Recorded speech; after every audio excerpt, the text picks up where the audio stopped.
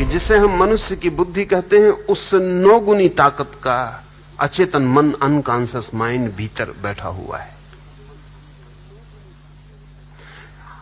आपको मैंने समझाया कि क्रोध बुरा है, आपकी समझ में आ गया।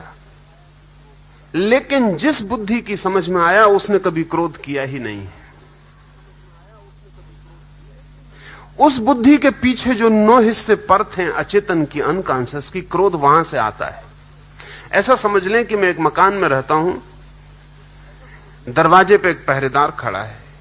उस बेचारे ने कभी क्रोध किया नहीं, और जब भी दरवाजे पे कोई उपद्रव होता तो घर के भीतर जो मालिक रहता है वो बंदूक लेकर दरवाजे पे आके उपद्रव करता है। और जब भी कोई उपदेशक समझाने आता तो उस पहरेदार को पकड़ के समझाता है कि क्रोध बहुत बुरी चीज है, झगड़ा वगैरह नहीं करना चाहिए।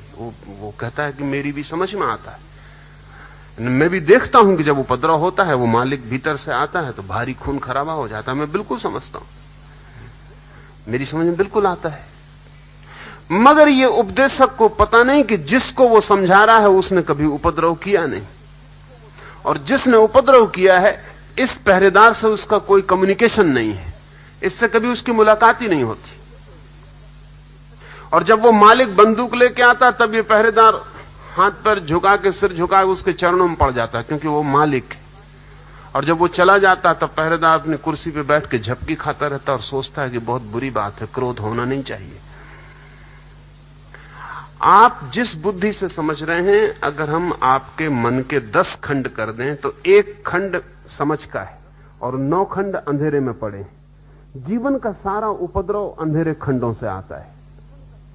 जब आपके भीतर काम वासना पैदा होती है तो आपके उन 9 हिस्सों से आती है। और जब ब्रह्मचर्य की आप किताब पढ़ते हैं तो वो 1 हिस्सा पढ़ता है, पहरेदार।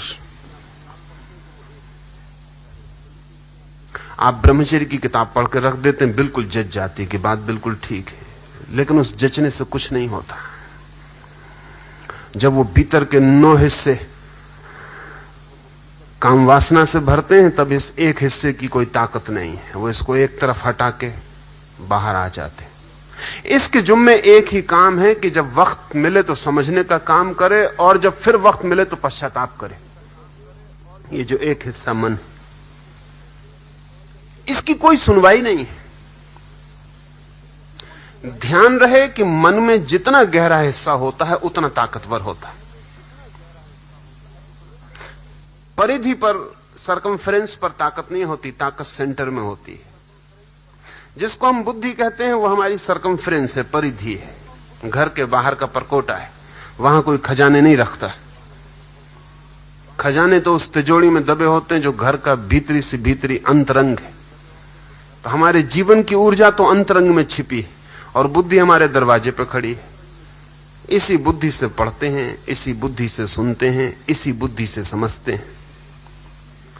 तो लाओ से जब कहता है समझ में आ जाए तो रूपांतरण हो जाता है, तो वो कह रहा है उस सेंटर की समझ में आ जाए।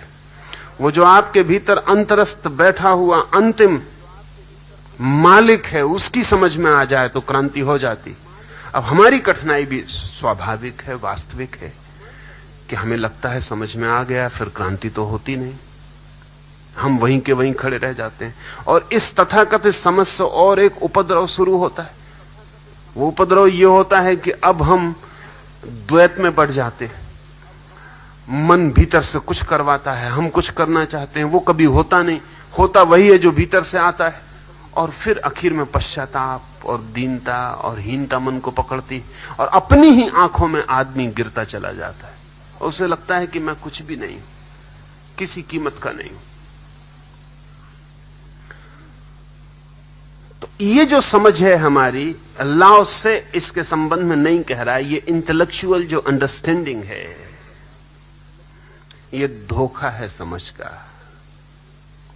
ये ऐसा ही है जैसे कोई कहे कि अगर वृक्ष को जल मिल जाए तो उसमें फूल आ जाते, हम जाके वृक्ष के पत्तों पर जल छिड़काएं, फिर फूल ना आए। तो हम कहें कि हमने तो जल छिड़का, फूल नहीं आए, जाहिर है कि जिसने कहा था गलत था। और या फिर हमने जो जल छिड़का वो जल न था। स्वभावतः हमारे सामने सवाल उठेगा, फूल तो नहीं आए। लेकिन जिसने कहा था वृक्ष को जल मिल जाए तो फूल आ जाते हैं, उसने कहा था वृक्ष की जड़ों को, रूट्स को। ये मजे की बात है कि वृक्ष के पत्ते को आप जल दें तो जड़ों तक नहीं पहुंचता, जड़ों को जल दें तो पत्ते तक पहुंच जाता है, क्योंकि पत्तों के पास कोई यंत्र